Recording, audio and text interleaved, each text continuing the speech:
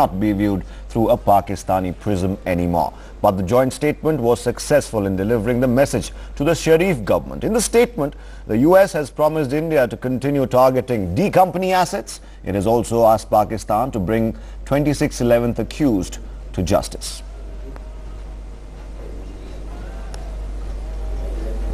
There should be no distinction between terrorist groups. Every country must fulfill its commitment to eliminate terrorists, safe havens, and bring terrorists to justice. Our two countries will deepen our bilateral security cooperation against terrorist groups, and we will further enhance our counter-terrorism capabilities, including in the area of technology. Reiterate to the Indian people today that we support a reformed UN Security Council that includes India as a permanent member. At the same time, we see India playing a greater role in ensuring international security and peace and meeting shared challenges. As a leading contributor to UN peacekeeping missions for many years, India can help the world do even more to protect citizens in conflict zones. As one of our most important strategic partners, we always discuss the entire range of issues of concern. And I can confirm to you that the issue of terrorism was very much discussed and was addressed at some length by both the leaders. पहली बात ये कि पाकिस्तान को हिंदुस्तान से मुकाबला नहीं करना चाहिए। पाकिस्तान अलग है, हिंदुस्तान अलग है। हिंदुस्तान बहुत बड़ा देश है, इस क्षेत्र का सबसे शक्तिशाली देश है जो अमन शांति में इन्वॉल्व है। फिर उसके अलावा हिंदुस्तान की जितनी अच्छे संबंध पूरे इस क्षेत्र में सभी देशों से हैं, यही नहीं बल्कि मिडिल ईस्ट में भी और फिर सेंट्रल एशिया में भी और साउथ ईस्ट एशिया में भी, तो हमारा उनसे कोई पैरिटी नहीं है, कोई मुकाबला ही नहीं है। भारतवर्ष का अमेरिका से अलग संबंध है और तो मैं समझता हूँ वो थोड़े घबराए हुए नज़र आ रहे हैं। ये डील्स कोई पाकिस्तान के खिलाफ या किसी तीसरे देश के खिलाफ तो हुई नहीं है, ये तो हिंदुस्तान के डेवलपमेंट के हिसाब से चल रही है। We should never go running to the Americans to solve our problem. We'll have to solve our problem with Pakistan ourselves, and which we have been saying that it's a bilateral issue, no third party should come in. So to expect any mention of Pakistan or any reference to Pakistan was I think something which is in the old days. We should move away from there, we should look forward, and I think India is confident enough not to go to US to solve its problem with Pakistan. And I think India and the United States would need to engage in a high-level political dialogue, though I think again there has been some progress even in this area, because the United States and President Obama in his own remarks have indicated that they would enhance the cooperation as far as counter-terrorism is concerned, intelligence sharing. So these are important areas. All right, with us right now, Sheshadri Chari, editor Agni, Chandrasekhar Das Gupta, former diplomat, Seema Sirohi, foreign affairs expert, Mark Tully, senior journalist, Richard M. Rosso, Wadhwani chair in the US-India policy studies as well as Mr. Ray Vikri. Many thanks all of you for joining us. I'd like to start, if I could, with Seema. The message in the joint statement, of course, no mention of Pakistan, but it has been an effort from the Modi government, especially when it came to power in India, that Indo-US relationship should not and must not be seen through a Pakistani prism. That, of course, is also something both sides, especially India, would want to go out there in the world. And that's very important for the Indian. See, the place of Pakistan in the US scheme of things has steadily shrunk. We must recognize that. There was a time when a US president would come to the region, he would visit India and Pakistan. Then came the time with Bill Clinton, he spent 4 days here. 1 day in Pakistan. Few hours in Pakistan. Then came Obama, and he didn't even visit Pakistan. So I think it's very clear. The signals are very clear. The Pakistanis are of course upset, but they haven't done the right thing for so many years on terrorism that the Americans can see through them now. They hold their noses when they have to deal with Pakistan. They give them the money. They don't want to jettison them because that would cause, according to the Americans, more But the instability. message going across is very clear. If you see at Kerry's statement when he was in Pakistan, he mentioned very clearly all terror hubs, all terror factories must be closed down. Everyone who's involved with terrorism. Then came Obama's statement on the eve of the India visit, and now this joint press statement. The sentiment seems to be overwhelmingly, look, you have to stop what you're doing, otherwise relations in this particular this region will not move forward, and that seems to be forward movement as far as India is concerned. Yeah, I think it's a very calibrated approach by the State Department, and somewhere I think the State Department or the US administration has realized the futility of engaging with Pakistan on the same footing as they would be engaging with India. Now, the utility of Pakistan for US is almost over. The maximum that they wanted was a passage to Afghanistan. It's a landlocked country, so the passage is what they wanted. So eventually I think the world community, especially the US, will have to reconsider their approach to Pakistan, and however much the warnings may be issued, the next threat for the US is not from Pakistan.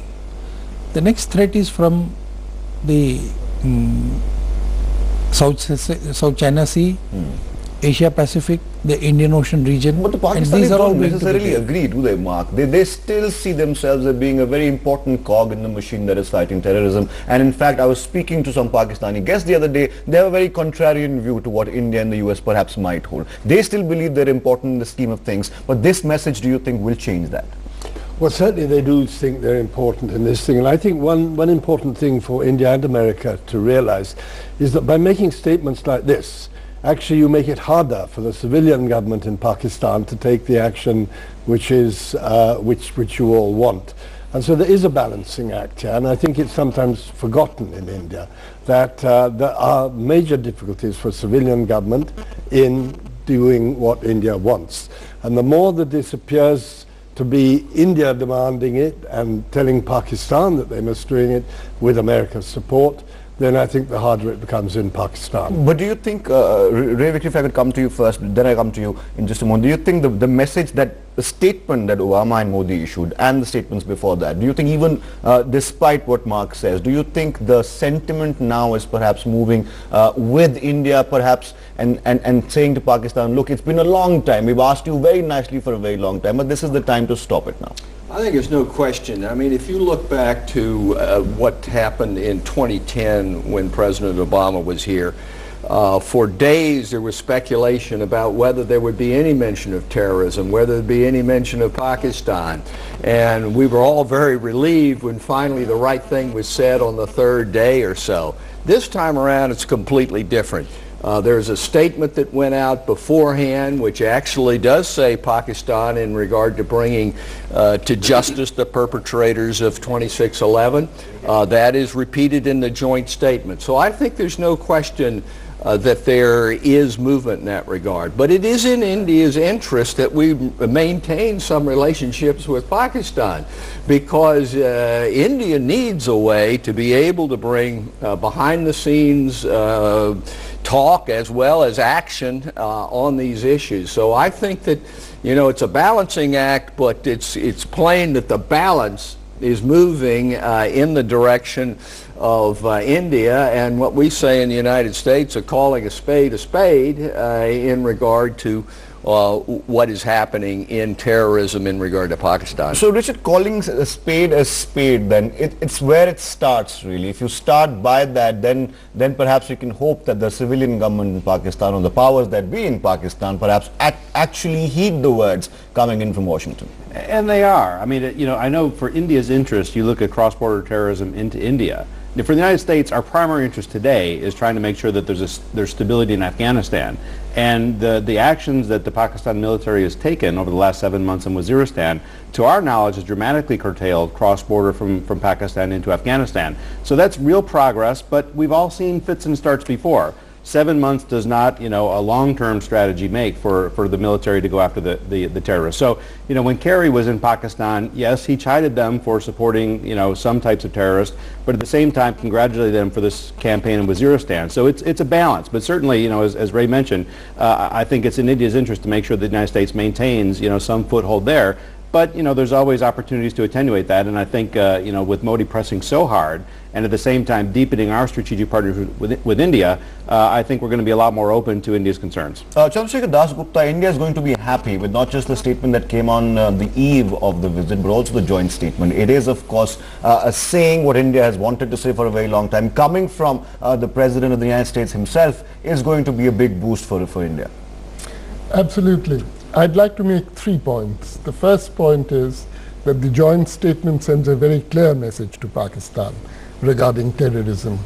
The second point is that despite the strong position that the United States has taken on terrorism, there is in the United States administration appreciation for what Pakistan is doing along the borders with Afghanistan, because at the present moment, a top priority for the US administration is to undertake an orderly withdrawal from Afghanistan.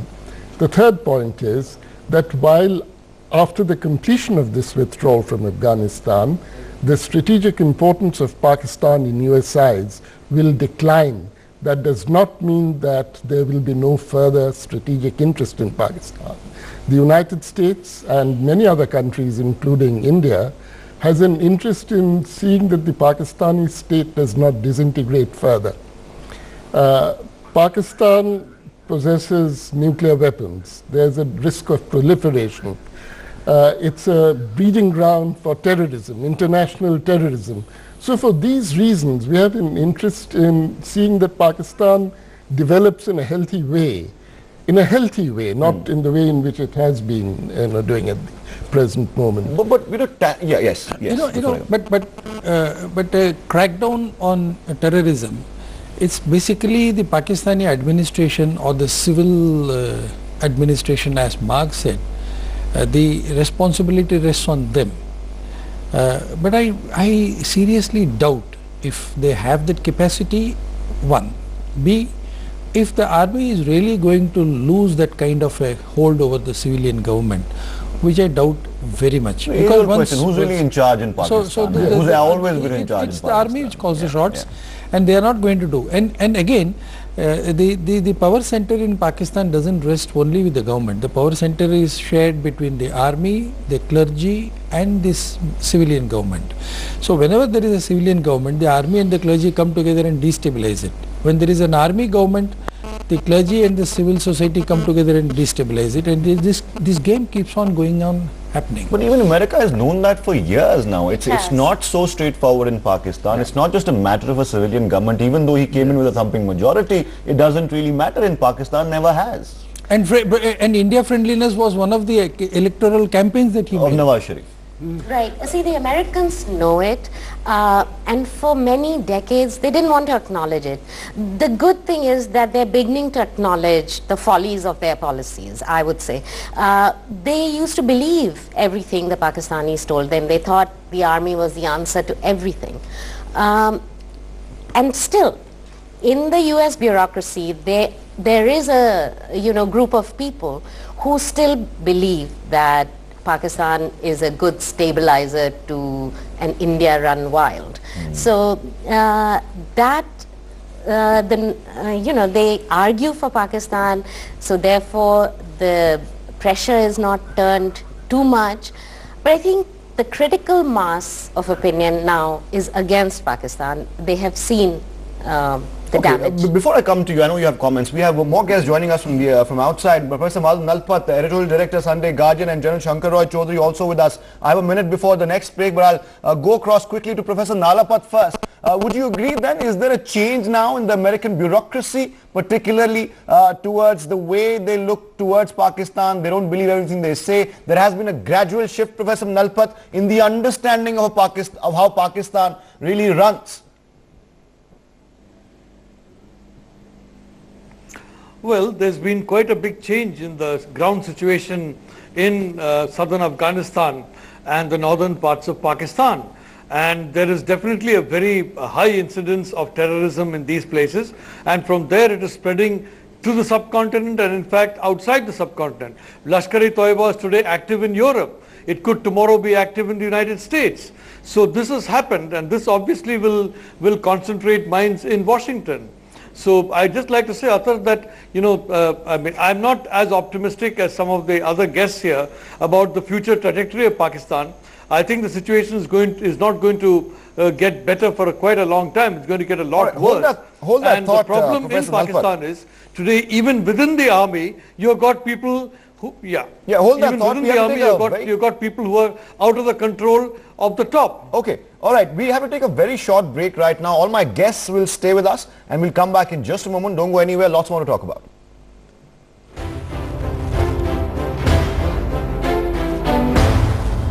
My colleague Priyank Tripathi. Priyank, what do we know of the case?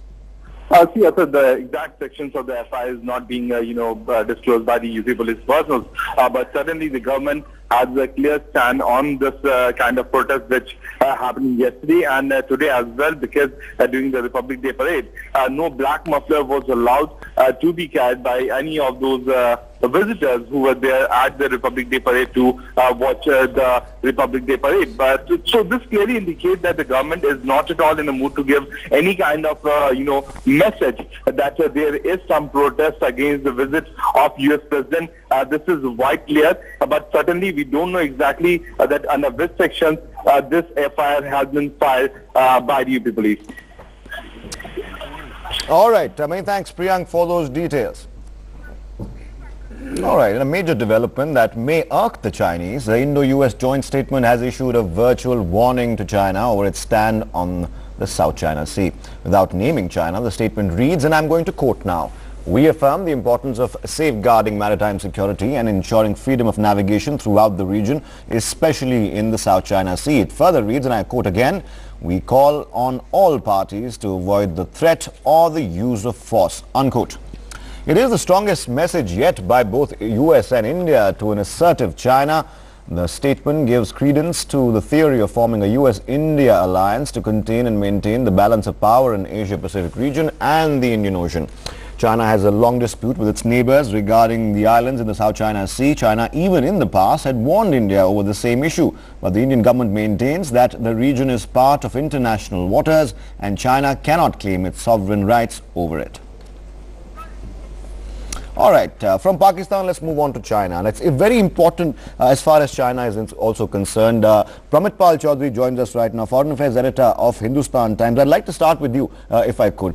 We've discussed so much about the South China Sea and China's newly found or perhaps even old assertive nature over the islands there as well. This particular statement doesn't name China, just like Pakistan doesn't name the country. But it is a very subtle, not so subtle message across to China saying, look, these are international waters. You cannot be displaying your so-called hegemonic prowess in the seas as well. How important do you think this message is? China, on its part, I read a report, has been taking digs at the Modi-Obama summit, calling it superficial bonhoming. Yeah.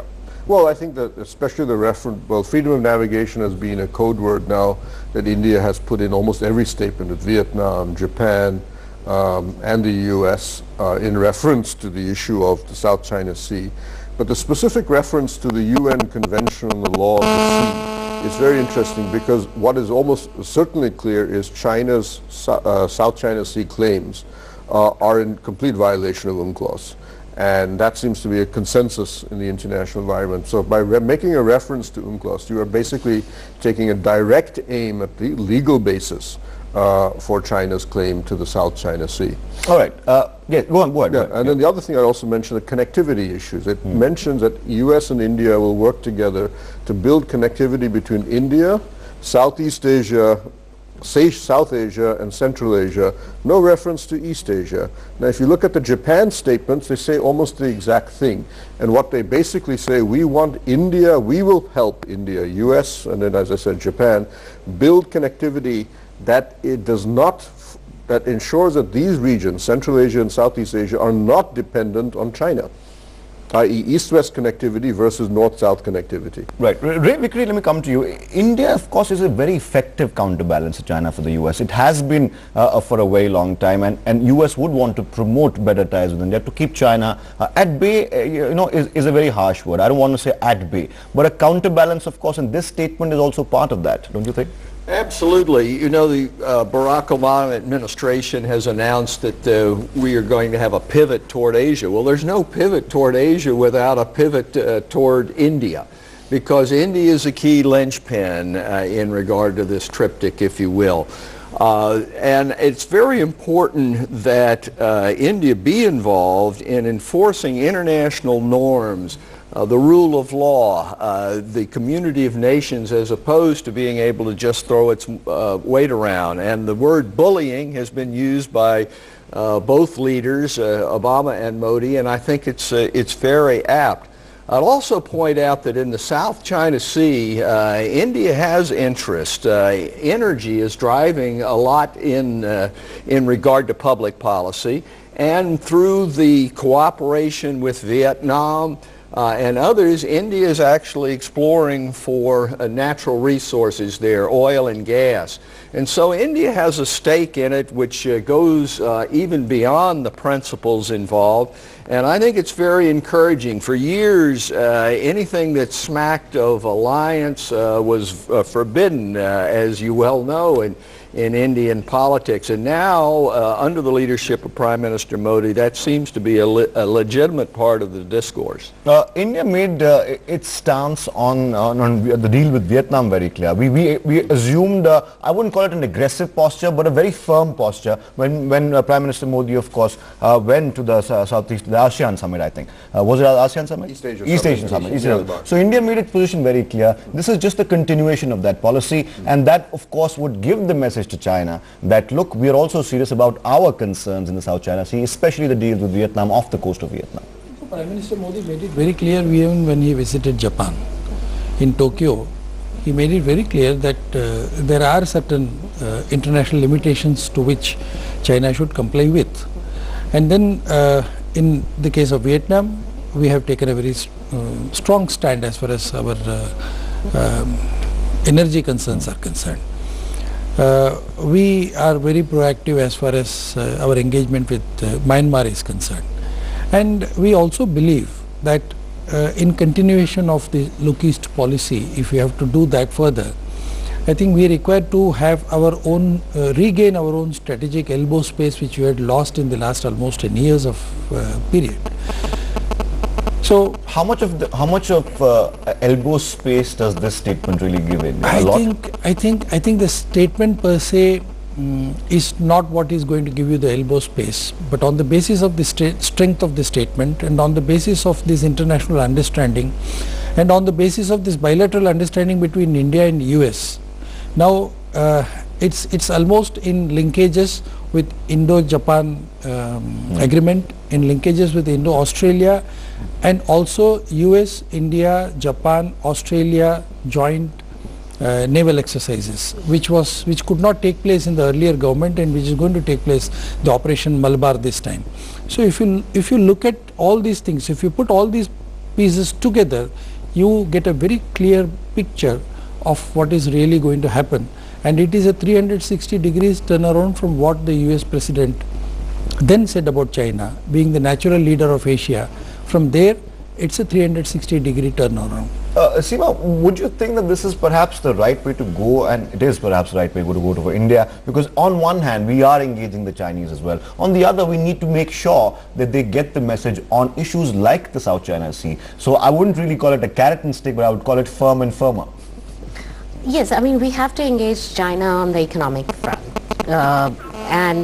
but at the same time we have to make it clear that not everything is theirs.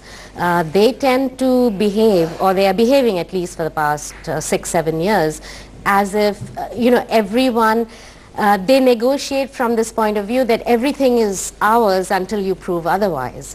And I'm very glad that these slow and steady fences are coming up in all these alliances, as the previous guest mentioned. So we are evolving, and these fences are very necessary. All right, General Shankar Rai Chaudhary also joined us right now. From the perspective of India, General Shankar Rai Chaudhary, this statement coming out doesn't really name China, but it does deliver a message, especially on China's position on the South China Sea. It's not just India they have a problem with there. They have problems with Vietnam, Japan, other countries as well. Do you think it's going to be extremely important how much the US really supports us there? Because the US needs this as much as we do. We are, in effect, the most effective counterbalance to China in the region. True, all that is true. But the fact of the matter is that while we have got interest in the South China Sea, in the freedom of navigation, all that is fine. We've got to think of problems closer to home which concern us directly, and that is the Sino-Indian border. Now, how much will our involvement in the South China Sea, freedom of navigation, affect our interaction with China on the Sino-Indian border? I think we've got to give a certain degree of inter se priority to the land border between China and India vis-a-vis the South China Sea. And we've got to work it out, because this is of equal, if not more, importance to us, the land border. All right, fair enough.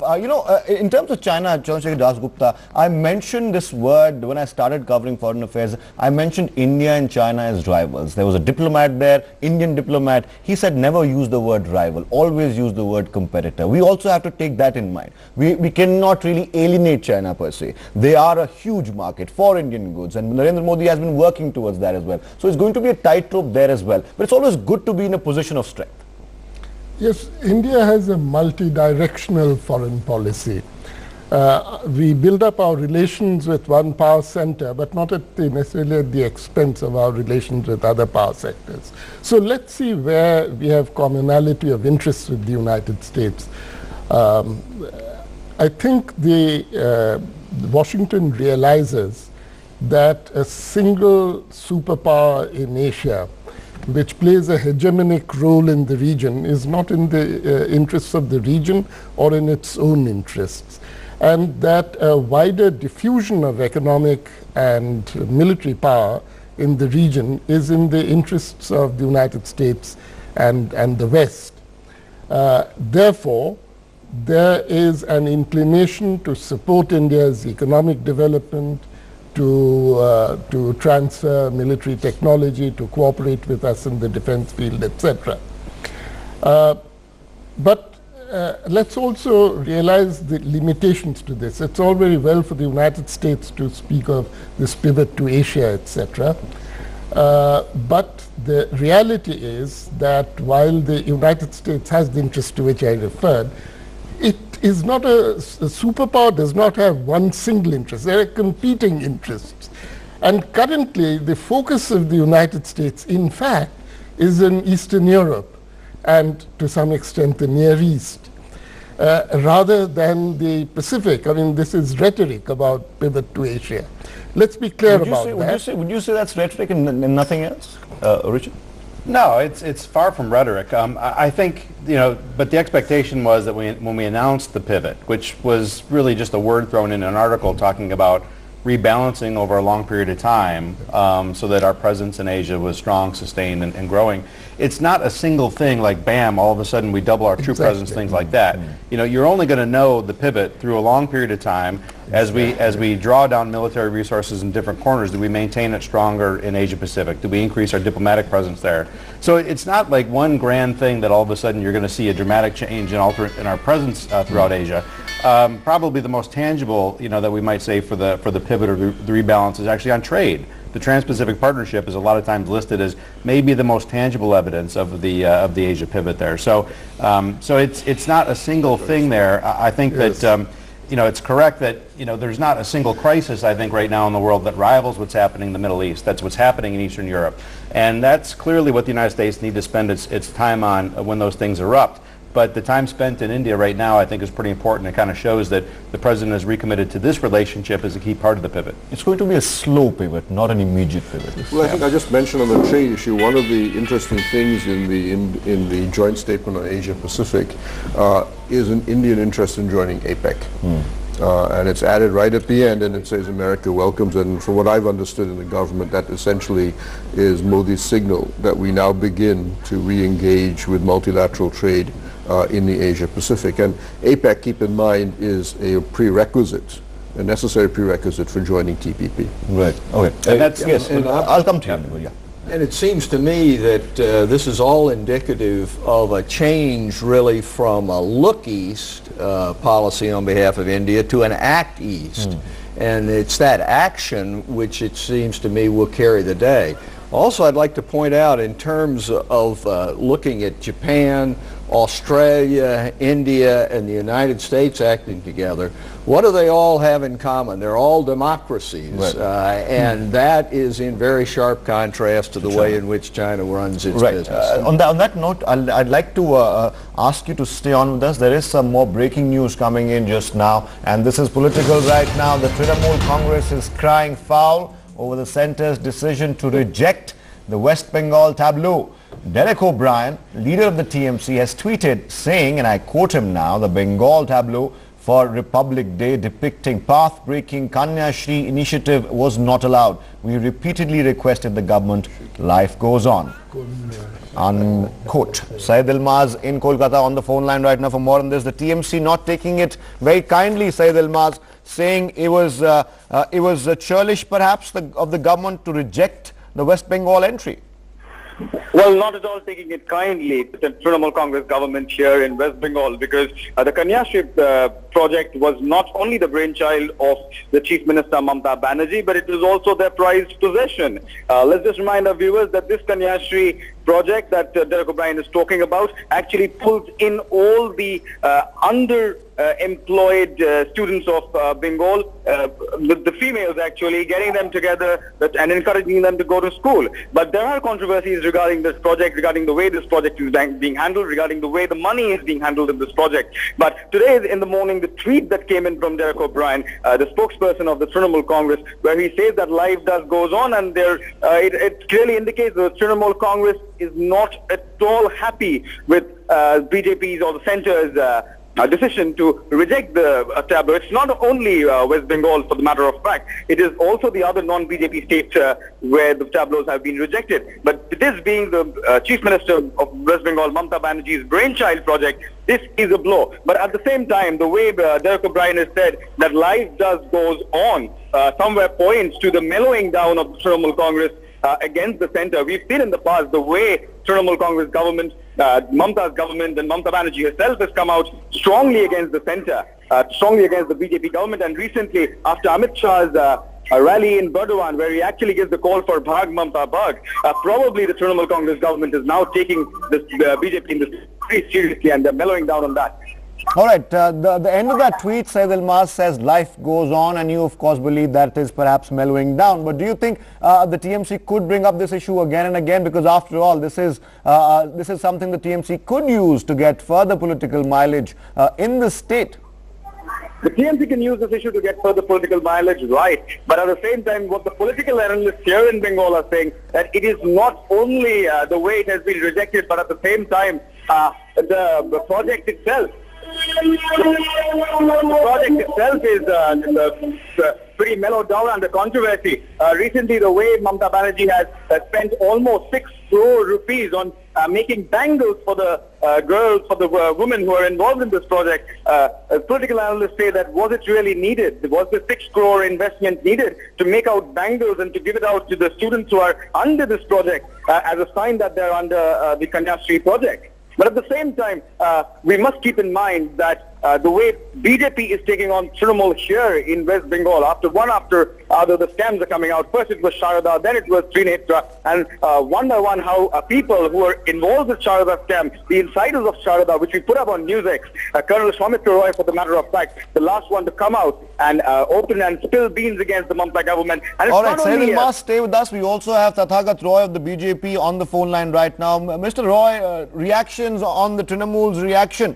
Well, reaction to a reaction really. The Trinamool Congress says this was despite repeated requests, the West Bengal tableau was rejected. How do you react to that? No, I don't think there's anything political in it. This is all a matter of assessment by experts. Generally, West Bengal exhibits have been of indifferent quality. And this time that it has been rejected, I don't know what was sent and what was rejected. But the entire point is that this assessment is done by experts and it has got nothing to do with politics. So therefore, now that it has been rejected, it is, I have no comments on this. There are also reports, Mr. Roy, of other non-BJP ruled states and their tableaus being rejected as well. Do you see nothing political in that either? I don't see anything political in any of these things. This could be coincidental, but I am sure that some non-BJP states have certainly been accepted. All right, Tathagat Roy says nothing political about it, and he says that a committee of experts looks into which tableau really will be in the Republic Day parade. We are getting reactions, of course, as well. Said Ilmaz, I believe, is still with us. All right, he's been disconnected, and that was that of the breaking news. We'll come back to that story when we can. Now, in a magnificent display of color, culture and heritage, India celebrated its 66th Republic Day in the presence of US President Barack Obama and his wife Michelle. India showcased its defense might. On the back of this year's theme, Nari Shakti, in a first, the parade saw all women contingents of all three defense services. India restrained from showcasing its nuclear weaponry to US President Obama. But apart from that, T-90 and T-72 tanks rolled on. 16 states presented their cultural heritage during the show. Pitter-patter of rain. And now, of course, to top it all, thunder. All right, let's get quick reactions on the parade itself from the studio guest, starting with you, Seema. It was, of course, a magnificent display of India's culture, its heritage, not to mention our defense prowess. Strategically, and I think out of respect, we didn't showcase any nuclear weapons, but that was to be expected, really.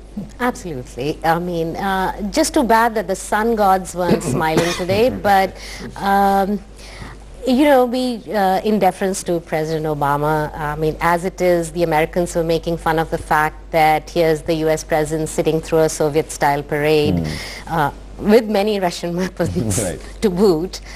With the president wearing a Russian cap as well. Yes. I don't know if you missed that, but I did.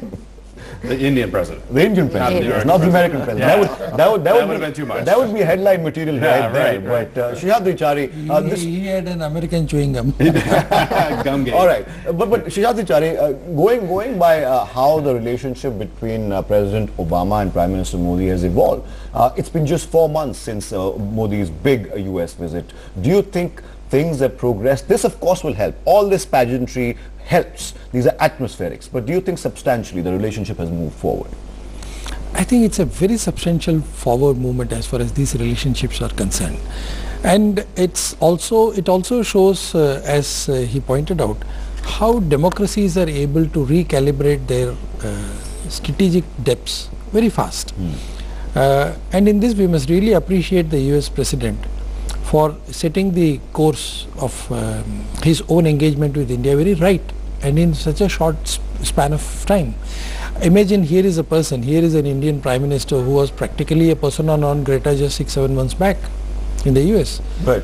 And from there, if you come to accept him as one of his best friends, and then the kind of chemistry that they have evolved over a period of these 6 months, okay.